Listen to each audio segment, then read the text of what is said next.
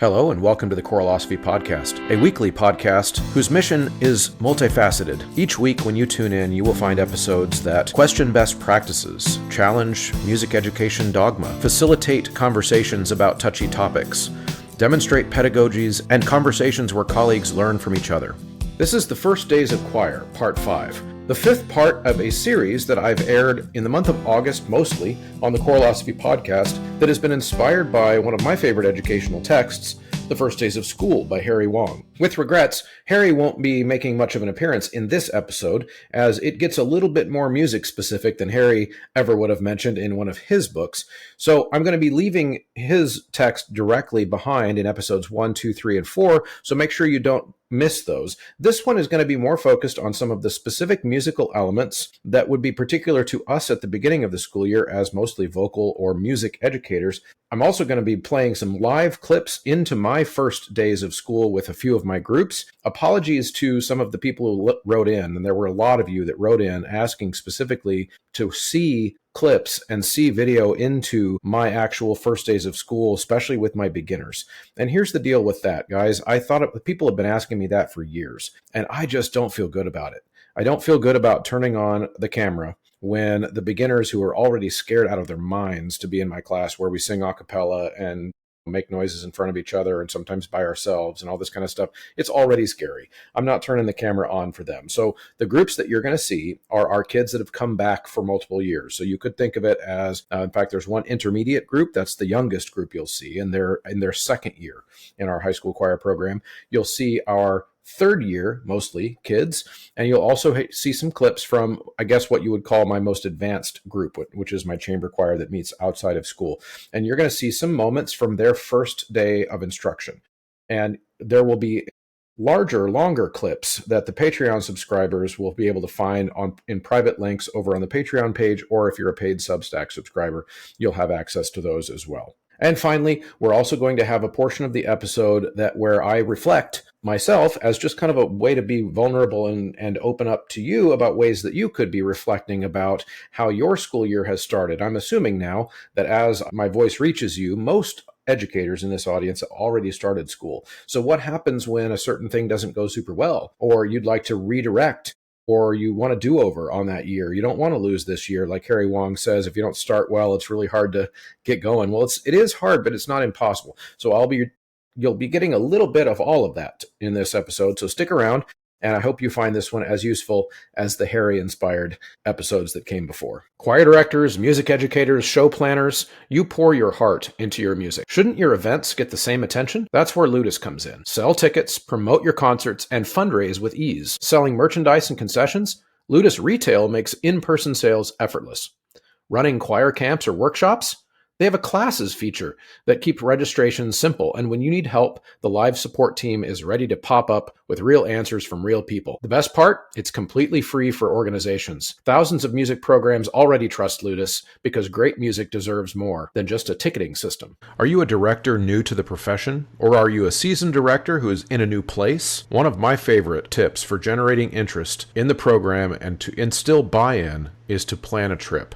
There are so many options. You can go to Orlando, you can go to Ireland, or you can perform in a parade or a theme park. You can even take the stage at Carnegie Hall in New York. Wherever you end up, not only will your current crew look forward to the trip, but younger students will count the days until it's their turn to go. If you have no idea where to start, connect with Kaleidoscope Adventures at mykatrip.com. I'm not sure how much, if anything, out there has not gone up in price since 2020, but I know one thing that hasn't, and that is the membership to the Patreon and to the Substack to support this show. The people who are signed up over there as paid subscribers, as my thank you to them, they can get things like t-shirts from the Choreolosophy.com shop.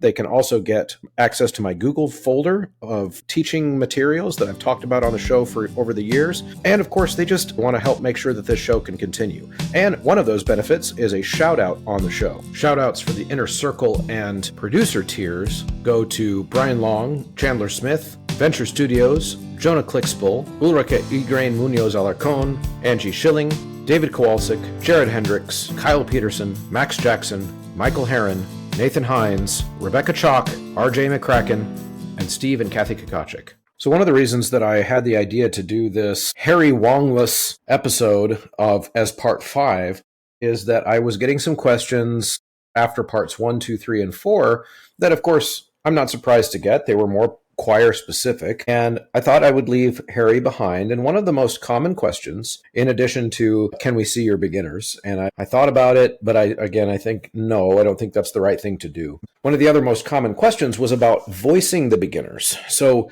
getting them into a place where they can jump in and start singing, which of course I talked about a lot in part 1, 2, 3, and 4.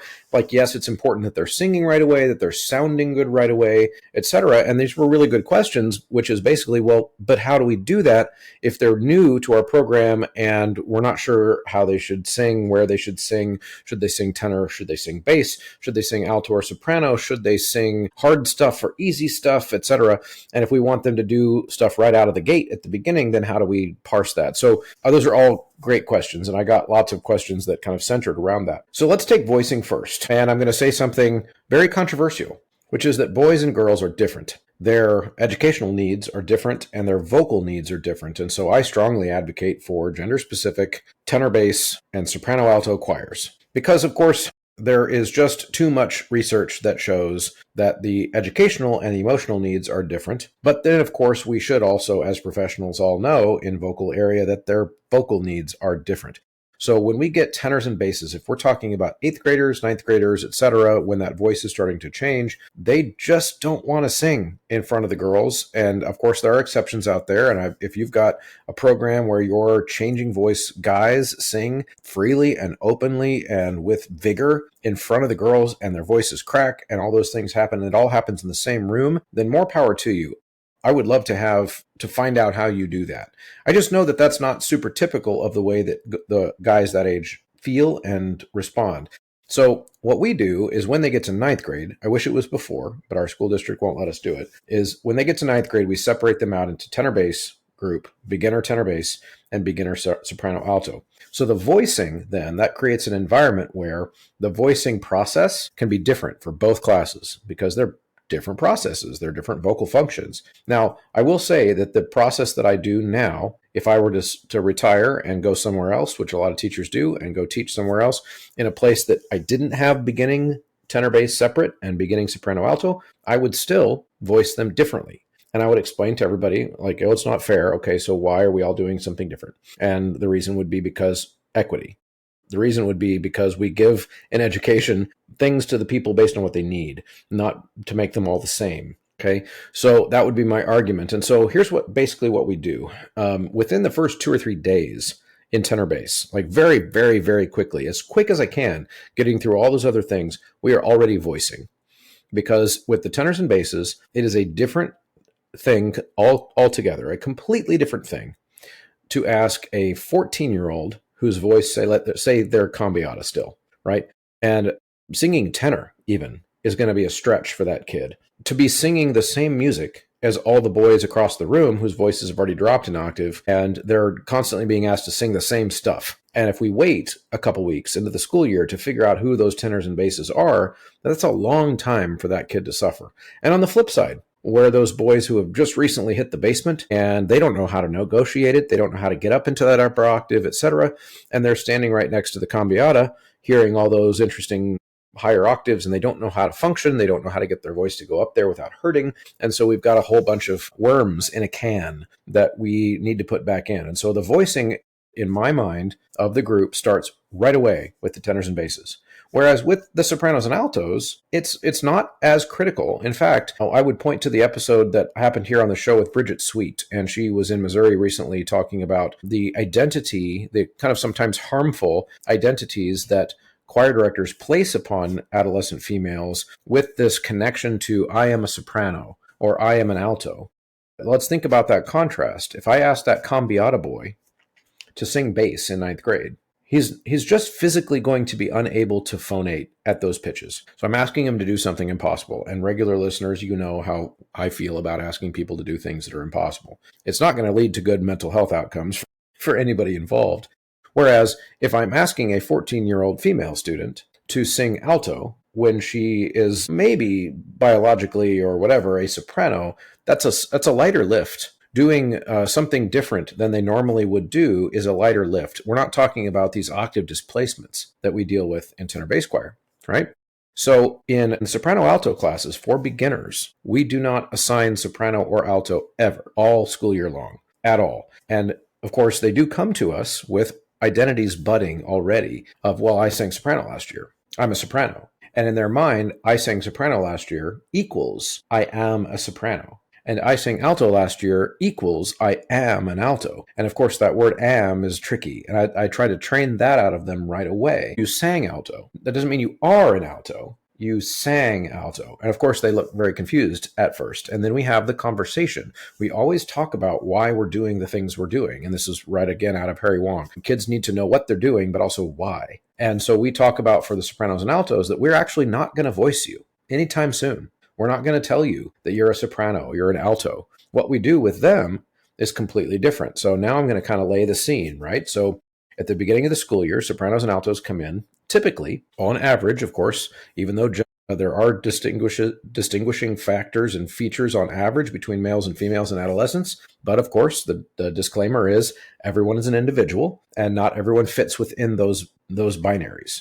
In fact, sometimes people argue about whether or not sex is a binary or gender is a binary. And I would say neither side of the argument is true, but that's my cross to bear. Really, gender is a bimodal distribution. So if I've lost you, please Google the difference between binary and bimodal distribution. That's what it is. And ultimately, that means that there are characteristics that are most of the time true for females and most of the time true for males. And it's important to know those things, especially if you're an educator of budding males and females, right?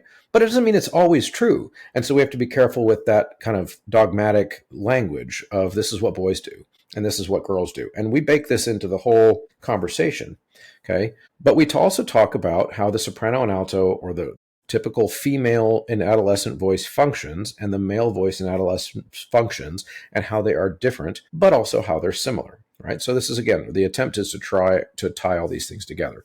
So with the sopranos and altos, we tell them that we're not going to assign them soprano and alto until 10th grade at the soonest, and maybe even later than 10th grade. Maybe they're going to be singing soprano sometimes. Maybe they'll be singing soprano 1 sometimes, and then soprano 2 sometimes. They're going to try to learn to use their whole voice and unify their registers. Can I sing freely through the chest voice into the transition, into the head voice, etc.? And that's going to be their project from the very beginning. Whereas again, like I said before, asking tenors and basses in puberty to do that is a completely different ask. There are barriers that are in play there that would make that not a very good strategy. So our classes are separate. So on day 2, Day 3 at the latest in tenor and bass, I have them down around the piano, single file right around me, and we have learned My Country 'Tis of Thee. A lot of kids in our school district already know it, which is great, although there's nothing magic about that song. So I make the joke usually, we're going to sing this not because I'm trying to brainwash you into loving America. We're just going to sing it because you already know it, and I want it to be some kind of a tune you already know. And then I also want a tune that starts somewhere around the tonic and then has some type of dominant melodic structure. So something that starts on a do and then has a phrase that starts on a so or somewhere in there, so that I can hear their speaking voice and then some attempt at their calling or head voice. So My Country 'Tis of Thee fits that bill. And we learn it, we sing it together as a group, we sing it in different keys. So I usually I call my key of F as kind of like a medium voice for those beginning tenors and basses. And most of them can sing it in the key of F. The vast majority of them can. But then what we do is we go around and yes, gasp, clutch, pearls, we sing it by themselves. Each kid sings it by themselves. And the way I do that, yes, in front of each other. Like we're ripping off the Band-Aid. That's the whole philosophy. We're ripping off the Band-Aid early in the year. They're singing it in front of each other, but they don't sing the whole song. And if they get off or they struggle, I help them. We explain to them it's not a performance exam. It's not that deep. It's just I'm trying to hear your voice and where it rings the most. So we might start at F. If that seems too low, then we go up to G. And if that seems too high, we come back down to F, and we're just experimenting. And I might not even have them sing the whole song. It could just be, can you sing the first My Country 'Tis of Thee? All right, now skip ahead to Land Where My Fathers Died. I just want to hear how they negotiate that. Are they pitch matching? Do they have their calling voice or head voice yet? Do they have a chest voice yet? Those types of things. And we bounce around, and we teach them also during the same activity. They're learning to bond. They're learning to pump each other up when they sing. We make some type of high fives or way to goes or all those types of things part of the process. We also talk, it's our chance at the beginning of the year to establish expectations with how we treat each other. So there's not going to be any snickering or any laughing or anything like that. I tell them that probably the only way or the best way you're going to ever get written up in this class is if I catch you making fun of someone else singing. And there won't be a warning. There won't be anything like that. It'll just be go to the office, talk to the principal. We don't do that here. That's not okay. All right. And so they get that little speech and we jump in and it's positive. 99.99% of the time, it is positive. Every single guy does it. And then and it takes probably, we had 21 tenors and basses this year, 22, 23 last year. Our numbers are coming down like a lot of people, but even back when it was 35, 40, 45 in that class, we could get through all of that in 1 or 2 class periods where we're going around. Now, here's one of the other fun tricks about the tenors and basses when we voice them is before I pick a key for them to sing it in, F is kind of my standard, but before I pick a key to have them start in, I ask them to introduce themselves in their normal dude voice, right? So they'll say, I'm Tommy Jones. And it usually is like a pretty relaxed voice. Like I'm Tommy Jones. I'm Tommy Jones. And then what I'm listening for is approximate pitch level. I don't have a perfect pitch, so don't get intimidated by that activity. I don't have perfect pitch. I'm estimating. And so I hear that, like if that young boy had a voice that's approximately as deep as mine when I speak, I might take them and have them start, say, like on a D or like on an E, somewhere below that F, so that they have kind of a chance to resonate in their chest voice. But then I'm not done there. So usually I have them answer some other question that is happy or has some emotion attached to it, some positive emotion. And so this year I asked them, oh, and also what's your favorite kind of cookie? And without almost no exceptions, when they answer their favorite cookie, it's higher in pitch. I like chocolate chip. I'm Tommy Jones. What's your favorite cookie? I like chocolate chip. And so, of course, I don't tell them what I'm doing. But I'm listening to the fact that they are not tone deaf. They do have that upper register.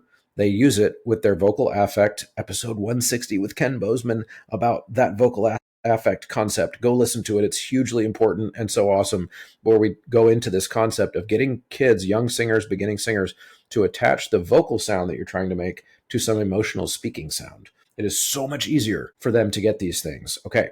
All right. So back to the voicing activity. So we go through, ask them what their favorite cookie is. I hear a little bit of their higher notes.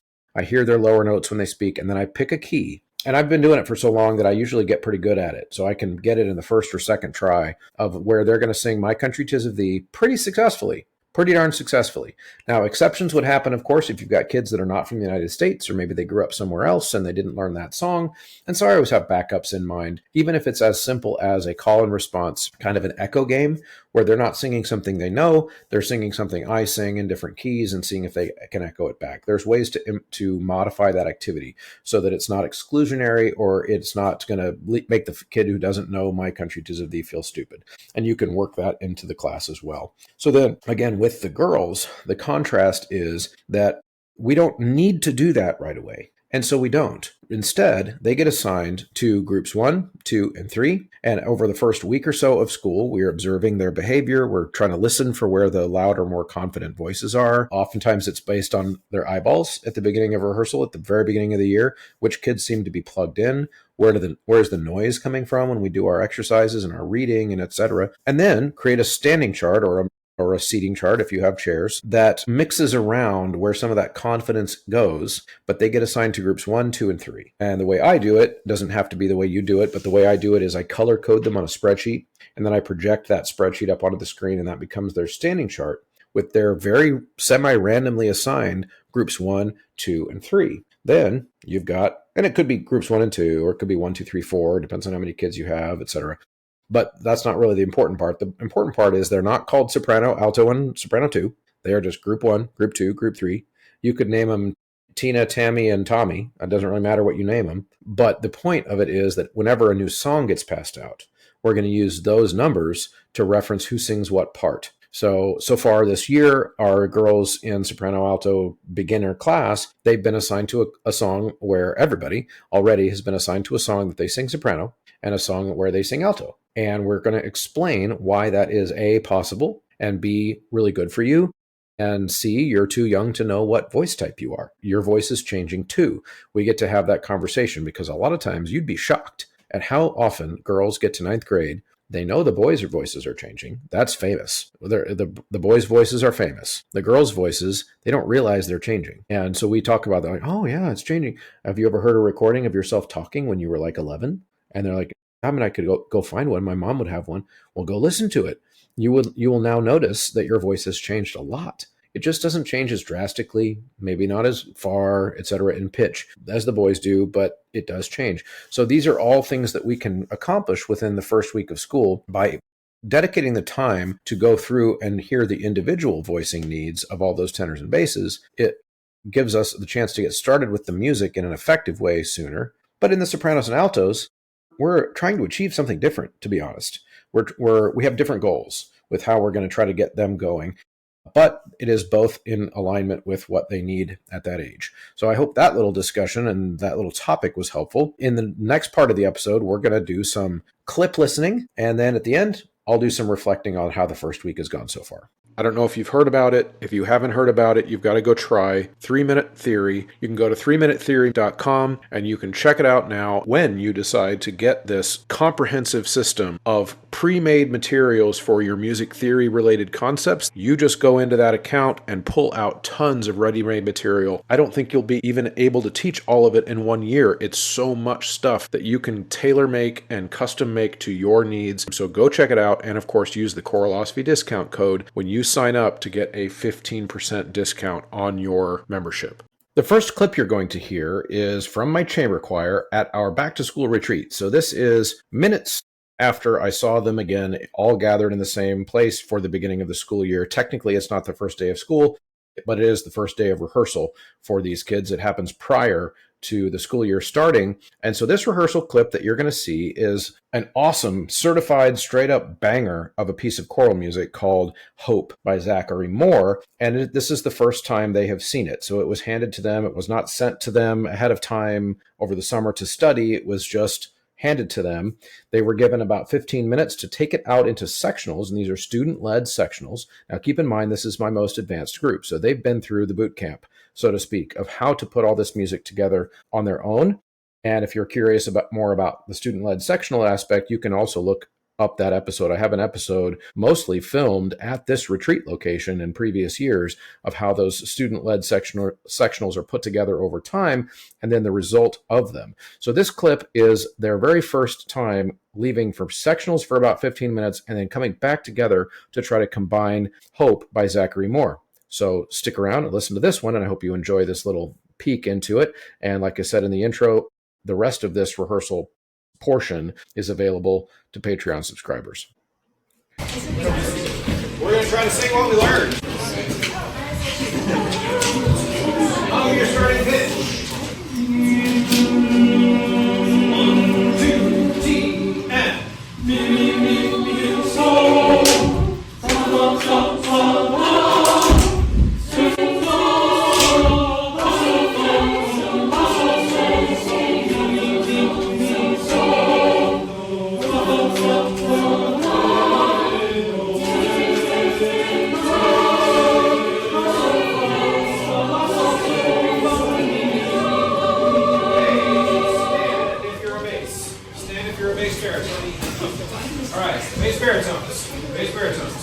how is your entrance written? Forte piano, what does that mean? Yes, as loud as you can make a beautiful do. And then immediately you're pulling back. Let's try it. You ready? And go. Do. But pull back not to zero. Pull back to piano, and then what do we do? Then crescendo for the rest of the beat. Try again. And go. Do. That makes sense? Okay, good.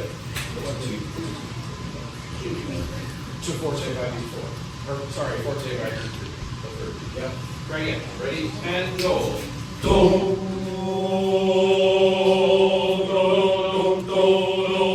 And then the rest of it, how would you describe everybody? The rhythmic character of this piece already, even is it legato? No. So basses, it's really important that you don't set us up with soggy sounds. Oh. Okay, everybody up. Begin. Give us our stomps on B4 over there, baby. Ready, and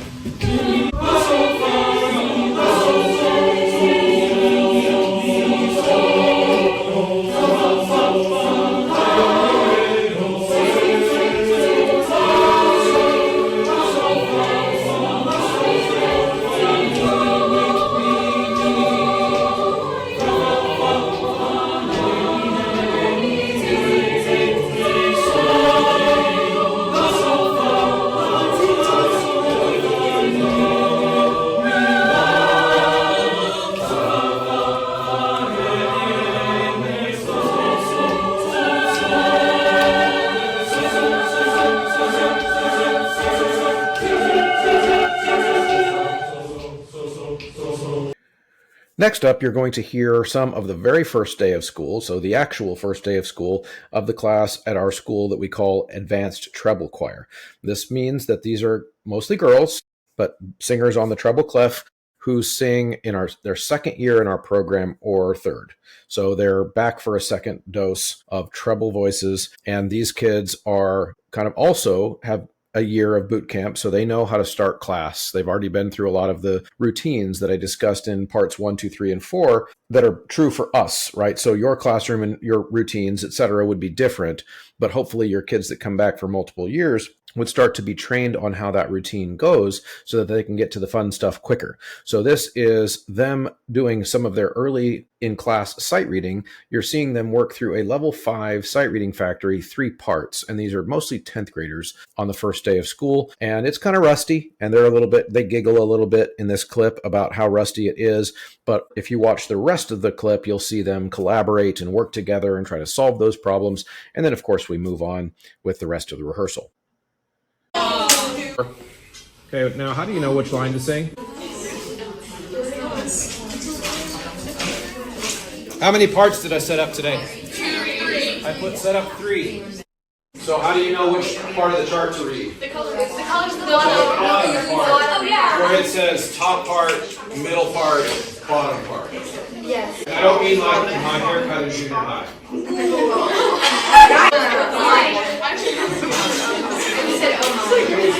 Okay, everybody knows what to do? Here we go. Let's give it a shot. What key is that? Key of F, which is the grade no one's going to get in this class. Oh, okay. Yeah. Period. Yeah. Sing down. What vowel do you hear? Yeah, do the advanced treble version. Go. Yeah, and when should that vowel be formed? When you breathe. So everybody take an imaginary glass of water. Okay? We're not talking about one of those like sippy cup things like when you're little. This is like open lid like a grown-up. Okay? Right? And then drink water. Do you feel what happens here?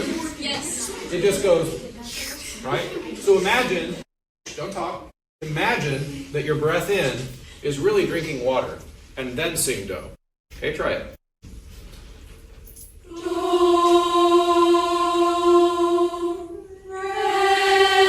Yes, but then what did you hear what you did to your throats? Yes. What happened? They closed immediately. Drink water again, go. Keep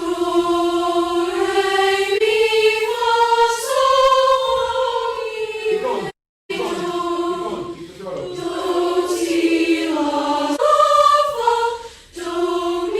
I hear this. What if we have the same space for both? Sing do mi so again. Make it the beautifulest sound you've ever made. Try it. Go.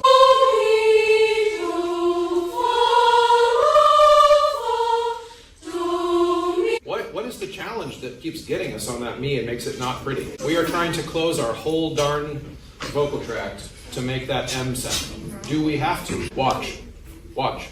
Do, mi, so, mi. Just use your lips. Ready? Again. Do, mi, so, mi, do, mi, so, do. Sing your starting pitch. Good. Audiate for 20. Audiate for on your own pace. Starting pitch. Again. 1, 2, and sing.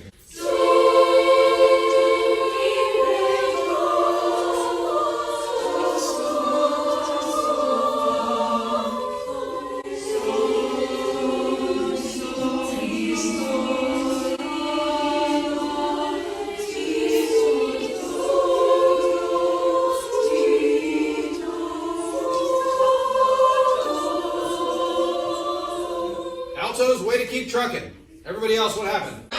Are we rusty? That's okay. That's okay. Everybody take 30 seconds, circle up with your groups, solve the problem, and do it again. And finally, this rehearsal clip is our concert choir, which is our most advanced class during the school day. Those chamber choir kids you heard in the first clip are also in this group, but there are a good 50 more of them. So there's about 82 kids in the room. And the clip I'm choosing to share with you here is also the first day of school, where we were reviewing some concepts related to our Takadimi syllables and rhythm unification. You're going to hear also here that we are quite rusty after the summer, and the clapping is just not together, and we have quite a bit of discussion, theoretical conversation, but also rehearsal and repeating of some of those strategies and concepts that we use when we are trying to get our rhythms together. And then later in the clip over on Patreon or on Substack, if you want to watch the rest of it, you'll hear some strategies like using our voices to unify the rhythms rather than our clapping, which is interesting in a vocal ensemble, that our voices are more unified than our clapping is, etc., which calls into play clapping technique and all kinds of other interesting things.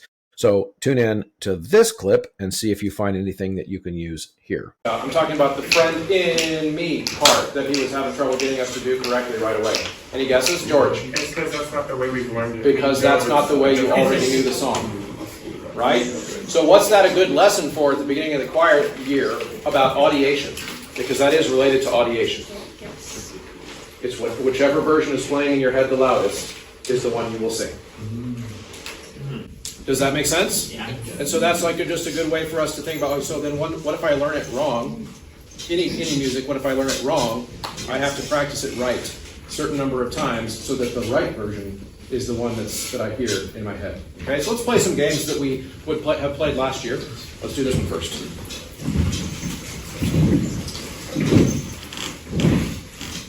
And notice that the way that I'm stepping and touching is not the way this is doing it. Could you get your hips involved like mine are? What do we know about the hips? They don't lie.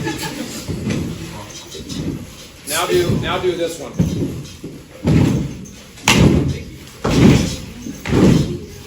Do you feel how much more musical this one is? Okay, I'm going to hold up a number. So nobody should be stomping. Also, you can't see my feet, but you notice that mine are silent. With a clap, fill the beat with the number you see. Ready? And go.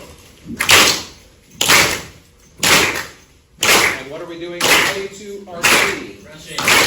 That's what the hips are for. I've got something to do all the way through.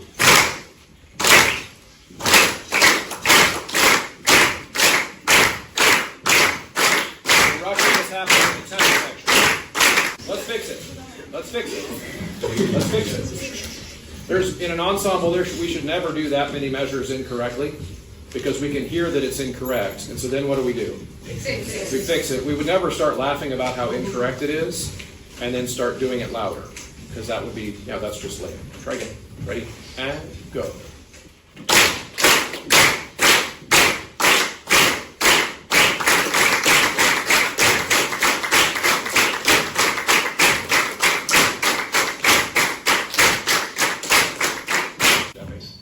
But it's not really stepping, is it? How would you describe this? It's a full body roll. We are leaning with it and rocking with it.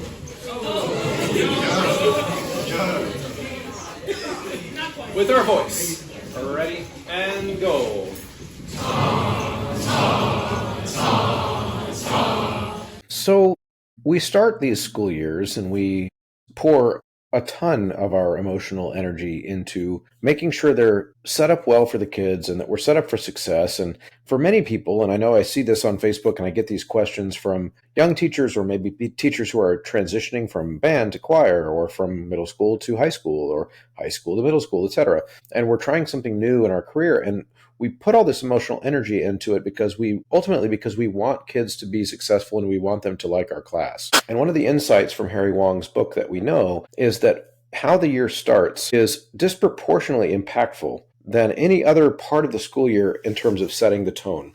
But it doesn't always go well, and it doesn't always land, so to speak. And what do you do then? How do you respond? Now, everyone's going to have their own style for this, but I'm going to simply recommend a style if you don't feel like you have one. And that is radical, open honesty. I've found that in almost, with no exceptions, that when I screw up, when I do something that impacts my students' learning negatively, that the best thing, and as quickly as possible, I need to sit the group down and tell them, guys, I sucked at that. And maybe I won't use that language, although sometimes I do, and you might not like that language, or I screwed that up, or I really was working hard to do this well for you, but I did not hit it. It missed. I set up this activity and maybe I let it go too long. The culture in here right now is not it, chief. We are not doing what we're supposed to be doing.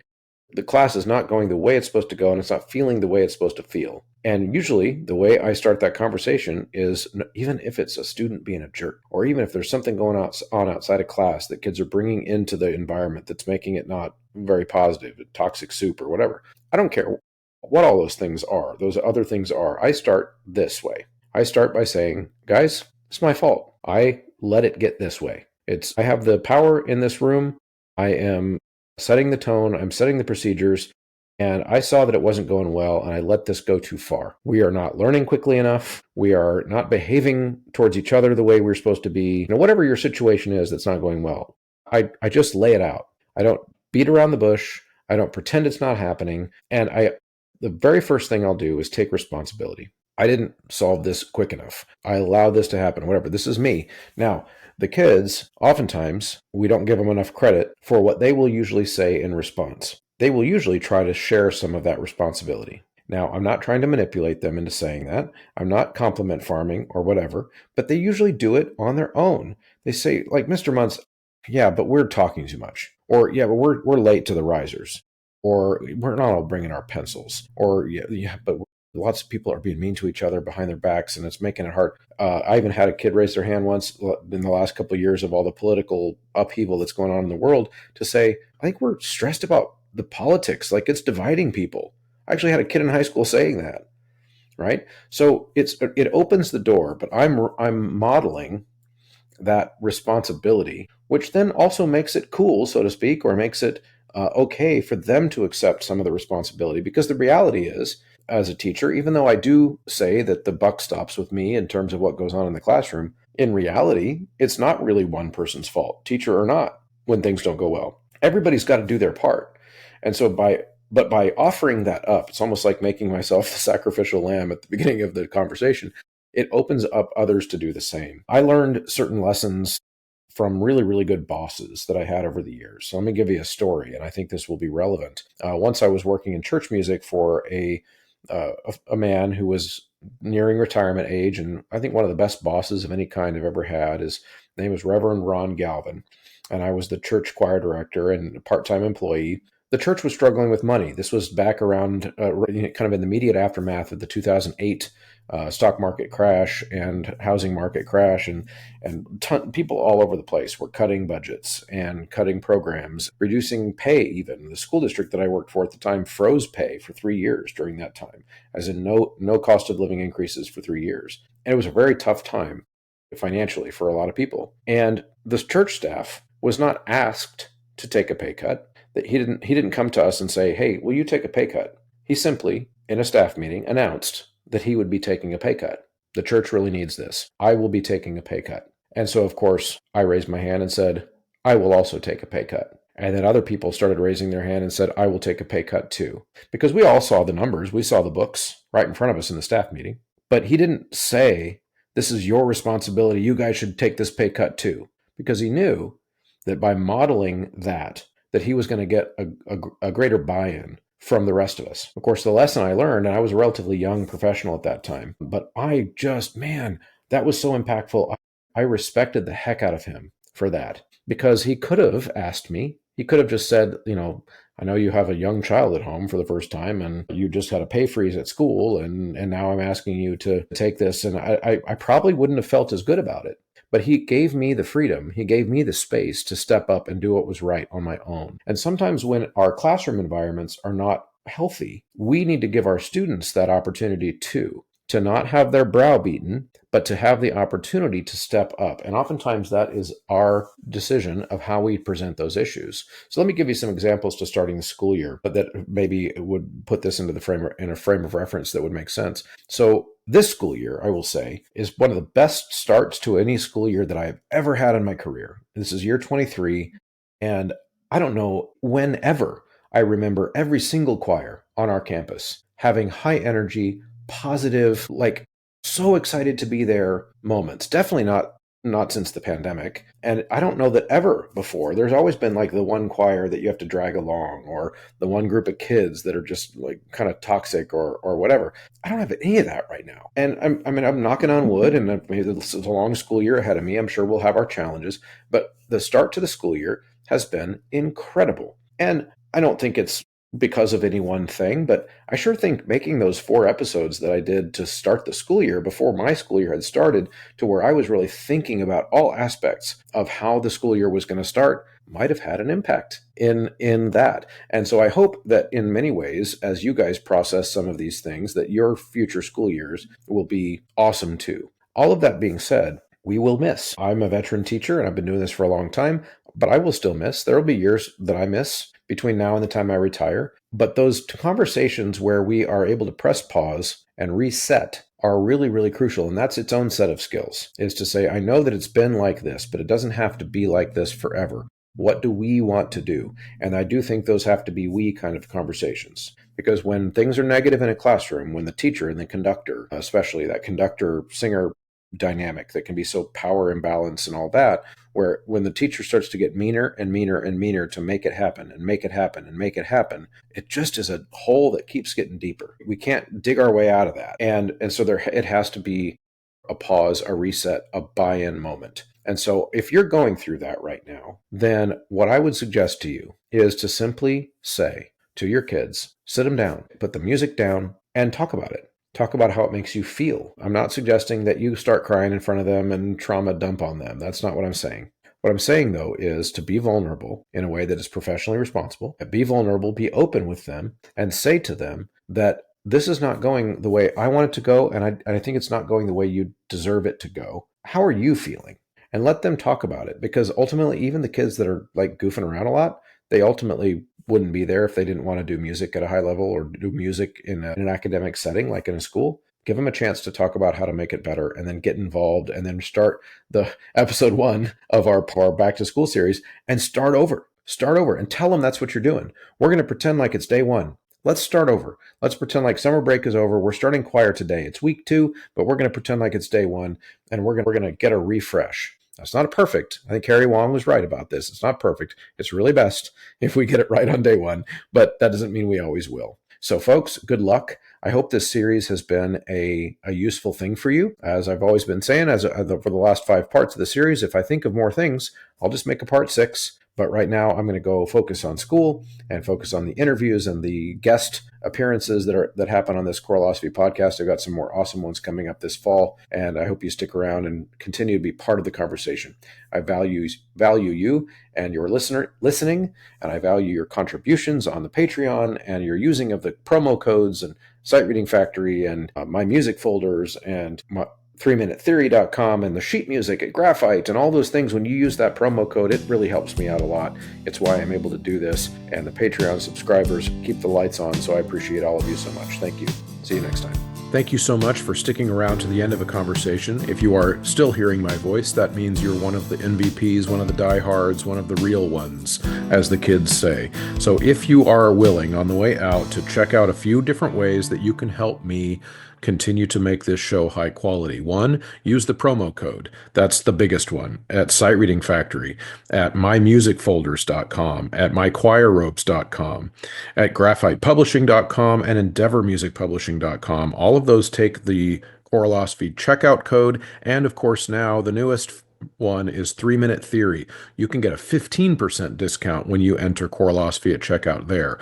And of course, going to Apple Podcasts and leaving a positive review is very helpful there, and sharing the episodes to your colleagues in real life and on social media. All of those things are incredibly helpful and allow me to continue to create this resource for you. Thank you so much for tuning in. We'll see you next time.